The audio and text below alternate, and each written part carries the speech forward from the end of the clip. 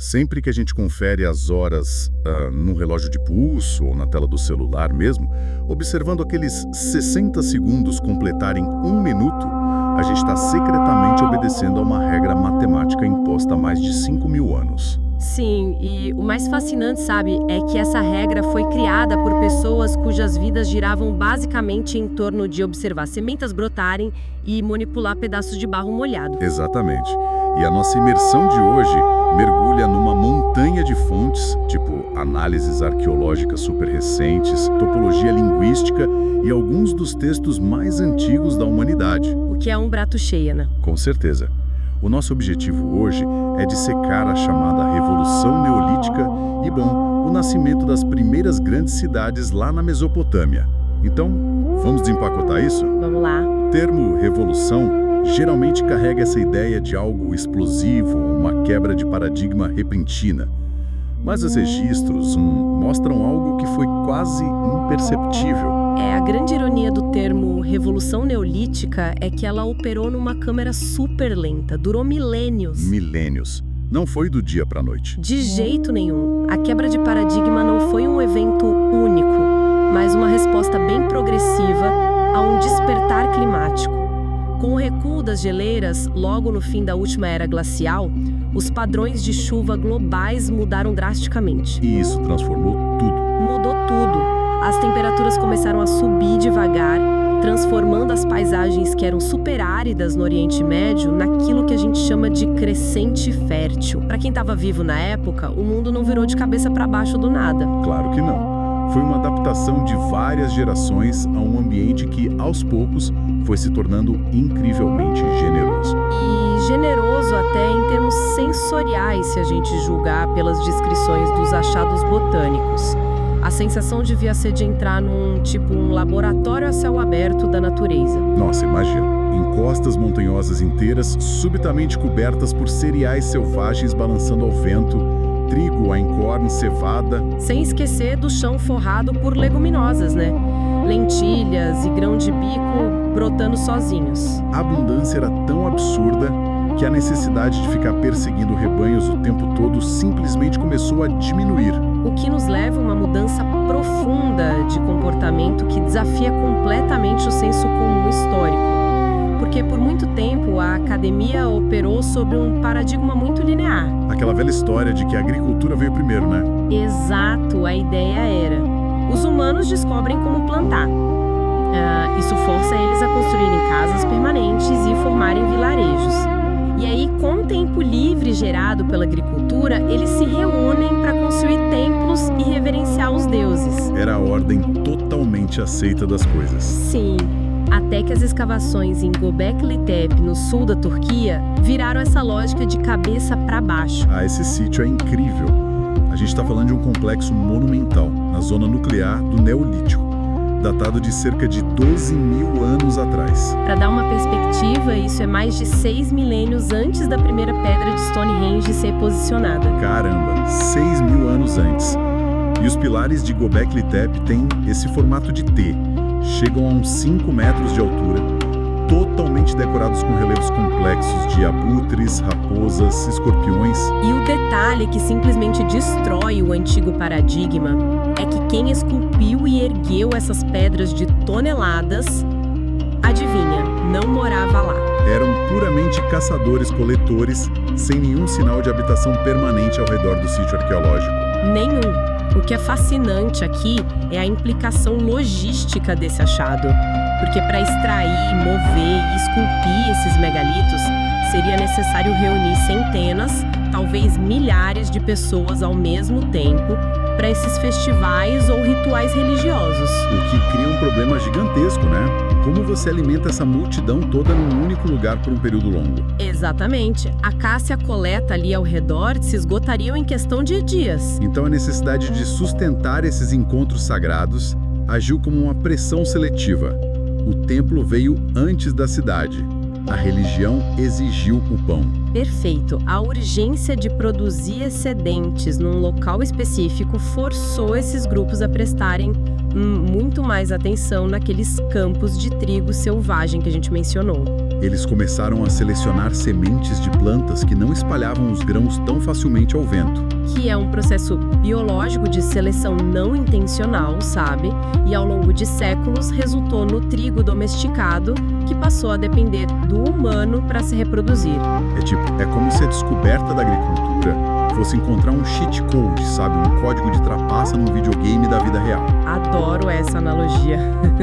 A ideia de conversar com a terra, onde enterrar uma semente gera um retorno calórico multiplicado meses depois, devia parecer pura mágica divina, mas exigia uma paciência geracional brutal para carregar e dominar esse código, para que a prática se estabilizasse.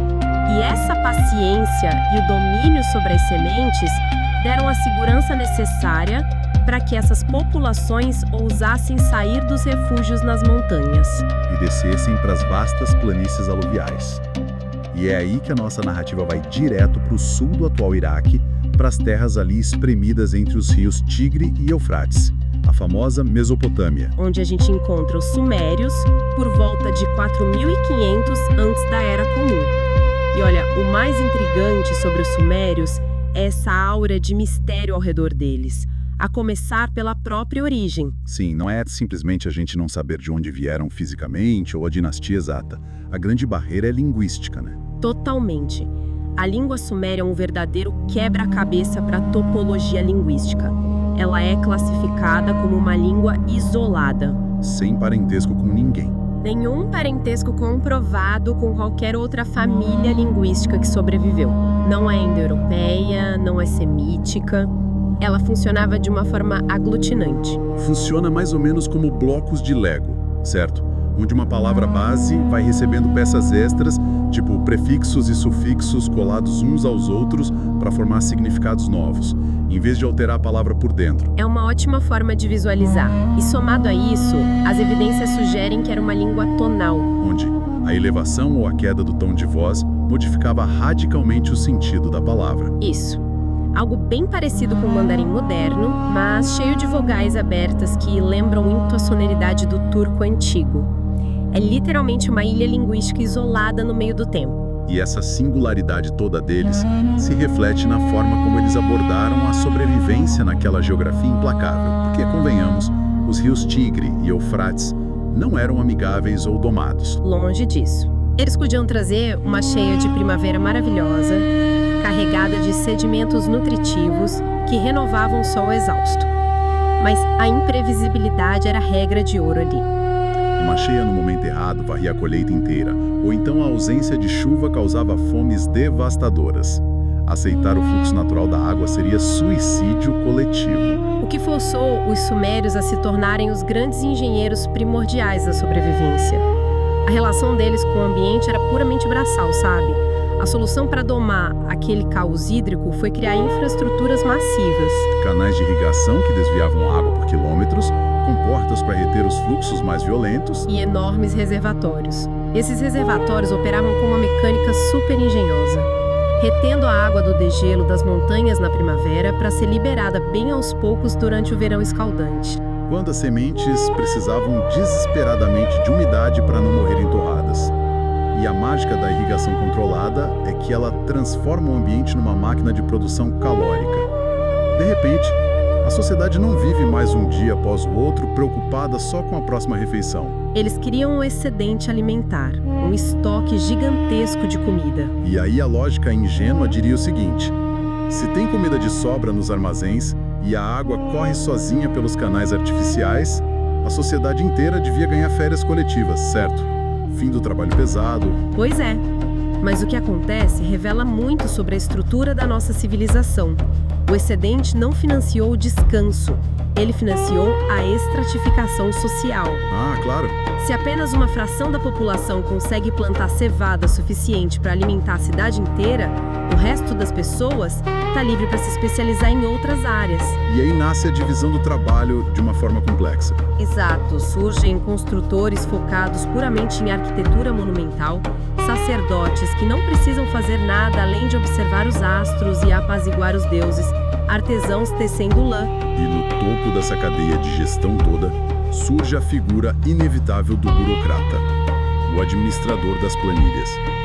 E é aqui que a coisa fica realmente interessante. Sim, porque a gente precisa pensar em Uruk, que na época chegou a um marco colossal de 50 mil habitantes. 50 mil é muita gente para a época. E o cérebro humano é fantástico, mas ele não foi desenhado evolutivamente para memorizar quantas ovelhas o cidadão lá entregou como imposto no mês passado. Ou quantas ânforas de cerveja o templo distribuiu na última terça-feira, né? Exato. A memória falha. E dessa falha puramente administrativa nasce a escrita. A famosa escrita cuneiforme. O processo físico envolvia marcas em relevo. Um escriba coletava a argila fina das margens do rio, moldava um tablet úmido na palma da mão, usando um pedacinho de cana, certo? E isso, um pedaço de cana com a ponta cortada num ângulo oblíquo, e aí ele pressionava o barro para deixar pequenas marcas em forma de cunha. Daí vem o nome cuneiforme. É um choque de realidade para quem romantiza o passado. Porque o primeiro texto da humanidade não foi uma epopeia romântica, não foi um tratado filosófico profundo sobre o sentido do universo. Foram recibos, contabilidade dura e fria. Recibos de cevada, de cabras, tecidos. É como se a tecnologia que a gente considera a base do intelecto humano começasse como um mero HD externo, sabe? Só para desafogar o trabalho exaustivo de contadores antigos. É muito louco pensar nisso, mas o fato de ter nascido da burocracia não diminui o impacto revolucionário dessa ferramenta. Ao transferir o dado da mente para o barro, os sumérios contornaram a morte. Pela primeira vez, a informação sobreviveu à respiração de quem a emitiu. Exato. E essa tecnologia contábil provou ser tão robusta que esse HD primitivo reinou por 3 milênios. Foi adotado para registrar mais de 15 línguas diferentes no Oriente Médio. Muito depois do sumério ter morrido como língua falada, inclusive. E, eventualmente, esse HD externo deixou de arquivar apenas dívidas para arquivar a alma humana.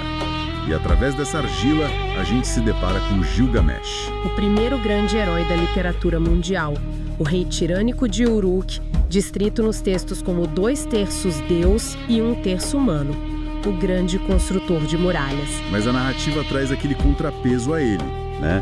O Enkidu, um homem selvagem, criado da própria terra pelos deuses para ensinar um pouco de humildade ao rei. E após aquele clássico confronto inicial, eles se tornam irmãos de alma. A amizade deles é o núcleo da ação inicial da história. Mas a virada narrativa verdadeira, o motivo pelo qual a epopeia de Gilgamesh ressoa com a gente até hoje, acontece com a morte do Enkidu. Sim, quando o Gilgamesh assiste o corpo do companheiro se deteriorar, toda aquela arrogância divina dele desmorona. Ele é acometido por um terror existencial completamente visceral. Pela primeira vez, o Gilgamesh entende o conceito do nada, um medo absoluto do fim físico, o que lança ele numa busca alucinada pela vida eterna. Imortalidade, sobrevivendo a um cataclismo. Mas a conclusão dessa saga é de uma maturidade filosófica assustadora, porque a imortalidade simplesmente escorrega pelos dedos dele. Ele falha em todos os testes para obter a vida eterna, né? Em todos.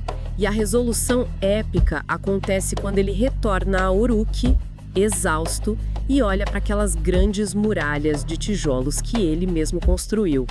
A conclusão não é mágica, ela é, na verdade, estoica. A narrativa propõe que a imortalidade não reside na carne, mas na permanência da obra que a gente constrói e nas memórias que gravamos no barro e na mente dos outros. A mortalidade é aceita como o preço de ser humano, e essa percepção da morte contrasta de forma brilhante com o cotidiano arqueológico que a gente vê no chão de terra batida de cidades como Ur, ali por volta de 2500 antes da Era Comum. Sim, porque quando a gente observa o planejamento urbano deles, a gente não vê uma necrópole separada e sombria afastada dos vivos. O limite anatômico entre vivos e mortos nessas metrópoles sumérias era incrivelmente estreito.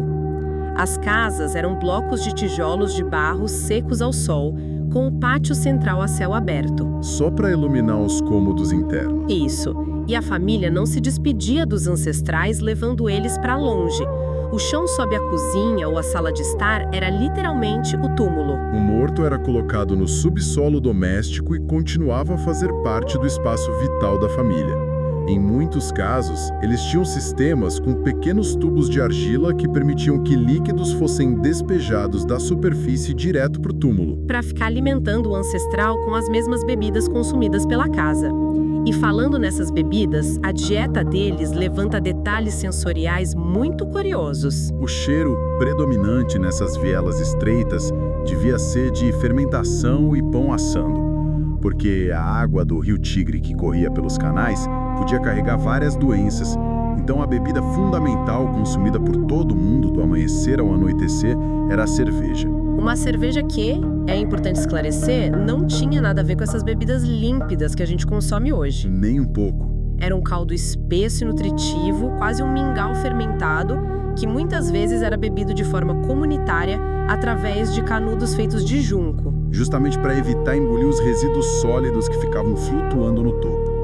E a importância calórica e sanitária da cerveja era tão grande que a receita não ficava guardada em cadernos, ela era codificada em formato religioso. O famoso Ino Aninkasi, a deusa da cerveja, que na verdade funcionava como um dispositivo mnemônico, que permitia às pessoas memorizarem perfeitamente os passos de maltagem, cozimento e fermentação enquanto cantavam. Devoção e nutrição andando de mãos dadas sob o comando dos deuses. O que nos traz para o epicentro corporativo e físico das cidades sumérias, os zigurates. Aquelas torres escalonadas, imensas, que se projetavam muito acima das planícies planas da Mesopotâmia. Mas seria um erro enorme categorizar os zigurates apenas como espaços de oração silenciosa. Totalmente. Eles operavam como o equivalente antigo de corporações estatais, né? Exato. O templo detinha a propriedade de imensas faixas de terra arável, controlava rebanhos colossais de ovelhas e geria centros de tecelagem que empregavam centenas de pessoas. O templo redistribuía a riqueza através de rações fixas de cevada e óleo para a população. O lado cósmico e o lado financeiro eram a mesmíssima coisa. E a cosmologia deles é de uma sinceridade até brutal. No mito de criação sumério envolvendo o caos aquático Namo e deuses como Enki separando os elementos do universo, a gente vê a justificativa para a existência da humanidade. Os registros apontam que a argila foi misturada com o sangue de um deus menor abatido para moldar o primeiro ser humano. Mas a motivação por trás dessa criação é o cansaço dos próprios deuses. Antes dos humanos, o panteão mitológico era dividido. Os deuses menores, os chamados Anunnaki, suportavam toda a carga do trabalho pesado. Eles precisavam cavar os rios, manter os canais limpos e garantir que a terra produzisse sustento. Só que essa labuta diária levou os deuses à exaustão e, eventualmente, à revolta. A humanidade foi desenhada e fabricada, literalmente, para assumir as pás. E o que me confunde aqui não é um mito em si, mas a percepção que ele reflete. A gente não foi criado por um amor transbordante ou como a coroa de uma criação divina majestosa. Nós fomos criados puramente para terceirizar o trabalho braçal doméstico de deuses esgotados. É de longe a história de origem mais burocrática, cruelmente pragmática e honesta de que se tem notícia. E ela reflete perfeitamente a visão estoica dos sumérios sobre a dureza daquele mundo físico em que viviam. Mas a estabilidade desse mundo de cidades-estado começou a mudar à medida que pressões externas foram se infiltrando. A civilização nunca é estática, né? Ela é altamente permeável. E é aí que a gente presenciou a ascensão dos acádios. Um povo de língua semítica, o que os coloca numa árvore genealógica linguística que desemboca no árabe e no hebraico modernos. E os acádios não apagaram os sumérios do mapa num instante. Houve uma sinergia cultural bem profunda. Eles adotaram a escrita cuneiforme para a própria língua deles, absorveram os deuses sumérios, dando a eles novos nomes, e assimilaram as tecnologias de irrigação. E dessa fusão cultural, emerge uma figura que redesenharia o mapa da política humana para sempre, Sargão de Akkad. E o que me intriga nessa transição é que até então a gente tinha cidades-estado totalmente independentes, cada uma com seu deus padroeiro e um governo fechado. Como é que a gente passa de vizinhos em constante atrito para a noção de um império coeso sob o Sargão? Sargão inovou muito na mecânica de controle administrativo e militar. Ao dominar as cidades sumérias em torno do século 24, antes da Era Comum, ele sacou que precisava de mais do que força bruta para manter tudo unido. Então, ele instituiu o primeiro exército permanente da história, o que logo gerou um problema imediato. Como é que você paga e alimenta milhares de soldados profissionais espalhados por territórios diferentes? A solução brilhante dele foi padronizar pesos e medidas em toda a Mesopotâmia. Com uma economia padronizada, impostos podiam ser recolhidos sistematicamente para financiar o Estado central. A identidade passou da cidade para a coroa. E, curiosamente, as fundações do mito do Sargão são assustadoramente familiares para quem conhece textos bíblicos posteriores. Os textos afirmam que ele, de origem humilde, foi colocado num cesto impermeabilizado com betume e lançado às águas de um rio pela mãe para ser salvo. Sendo encontrado e criado por um jardineiro até alcançar a realeza. Um herói salvo pelas águas num cesto de juncos, séculos antes dessa mesma narrativa ser atribuída a Moisés lá no Egito. As narrativas simplesmente fluíam com as rotas comerciais. E falando no Império Akkadiano, o aparelho de Estado de Sargão nos introduz a ultrapersonalidade simplesmente monumental da história, Eneduana. Sacerdotisa e, mais importante ainda para o contexto, filha do próprio Sargão. O papel dela foi profundamente político. Sargão nomeou a filha como alta sacerdotisa do deus lunar Nana na antiga cidade suméria de Ur. A missão dela era basicamente pacificar o sul, sincretizando a religião acadiana com a suméria para evitar aquelas revoltas contínuas. Mas quando um usurpador sumério chamado Lugal-Ane promoveu uma rebelião e expulsou a Eneduana do posto dela, ela reagiu empunhando o intelecto através da sua poesia. Ela compõe hinos muito complexos, sendo mais famoso a exaltação de Inanna. E não é só a beleza da métrica ou a reverência teológica que salta aos olhos. A grande ruptura conceitual acontece quando ela insere a sua própria dor política no texto. O ineditismo disso é absoluto para a época. Na conclusão dos hinos, ao invés de manter aquele anonimato tradicional dos milhares de escribas burocratas que vieram antes dela, ela quebra a quarta parede temporal. E declara algo equivalente a "fui eu quem concebeu isso. Meu nome é Eneduana." Ela reivindica a autoria em primeira pessoa. O fato de nomear a si mesma era uma forma de eternizar a sua legitimidade política e intelectual.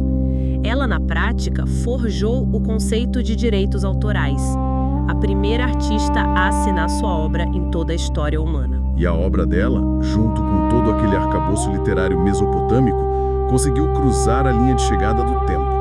Assim como outro mito estrutural que sobreviveu nessas tábuas de argila e permeou culturas vizinhas, que é o dilúvio universal. O texto narra a história de Ziusudra, ou Utnapishtim, dependendo da versão. Ele é alertado pelo deus Enki sobre uma catástrofe iminente que foi arquitetada pelas divindades para erradicar a humanidade por afogamento. E o motivo, revelado nos textos da época, não envolve nenhuma grande fúria moral ou julgamento por pecados capitais. O motivo é quase tragicômico. É muito bom. Os humanos se multiplicaram e a barulheira da civilização ficou tão alta que os deuses, novamente sofrendo de exaustão, não conseguiam mais dormir. O Apocalipse como uma medida drástica contra a poluição sonora divina. Pois é, e embora o motivo mitológico soe absurdo hoje, a catástrofe hídrica tem raízes no mundo real. A memória de um dilúvio avassalador está espalhada em diversas culturas do Oriente Médio. E análises geológicas sugerem que o derretimento colossal dos mantos de gelo da última era glacial provocou invasões marítimas massivas. Possivelmente afogando o Golfo Pérsico original, forçando aquelas populações a fugirem para o norte num evento apocalíptico que marcou para sempre o subconsciente daquelas culturas. Então, amarrando tudo isso, o que isso significa na nossa realidade hiperconectada de hoje?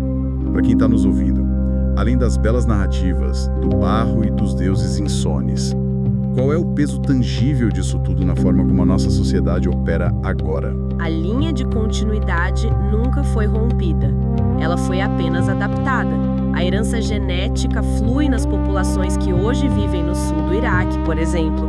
Tradições ancestrais perduram. Os mãe-deus no Oriente Médio ainda praticam rituais frequentes de purificação em águas de rios vivos. E usam o mandaico, né? Um eco linguístico preservado desde a antiguidade aramaica, diretamente ligado a essa matriz mesopotâmica. Sem contar que a fundação lógica do alfabeto, que nos permite estar aqui conversando, baseia-se num longo processo de abstração que começou exatamente quando um escriba desenhou pela primeira vez a cabeça de um boi num recibo de argila. E as fundações do direito moderno, aquela noção de que um código de leis precisa ser público, padronizado e proteger os cidadãos, como a gente viu mais tarde com o Código de Hammurabi, são a coroação administrativa inaugurada por esses primeiros estados. Sem esquecer da forma como fatiamos a própria realidade, né? Ah, claro, os 60 segundos, 60 minutos, os 360 graus de um círculo geométrico, tudo isso deriva diretamente da astronomia e matemática mesopotâmica. Eles observaram que a matemática de base 60 oferecia um nível de divisibilidade incrível, permitindo cálculos e frações de forma absurdamente precisa, sem precisar de números decimais difíceis. O número 60 pode ser dividido por 1, 2, 3, 4, 5, 6, 10, 12, 15, 20 e 30. Para uma sociedade que precisava calcular rações, impostos e movimento de astros sem calculadoras, era simplesmente o sistema numérico perfeito. E nós carregamos isso nos nossos pulsos até hoje. Uma matemática perfeita nascida para contabilizar as coisas mais mundanas. E é exatamente essa ideia que deixamos para a análise de quem acompanha a imersão de hoje. Nossos ancestrais registraram a fundação abstrata do tempo, elaboraram a imortalidade narrativa e estruturaram a vida em sociedade usando nacos de barro extraídos da margem de um rio. Ferramentas que começaram apenas para solucionar um gargalo contábil de um armazém de cevada. É uma perspectiva e tanto. Então fica a reflexão se a burocracia e as ferramentas mais corriqueiras deles forjaram a própria base do intelecto civilizacional que herdamos. Qual aplicativo aparentemente banal ou qual hábito digital diário que a gente menospreza hoje será a rocha fundamental de uma sociedade humana daqui a 5 milênios? Para nossa audiência que mergulha com a gente, a investigação nunca termina aqui. O passado está sempre presente na engrenagem das coisas mais simples. Até a próxima imersão.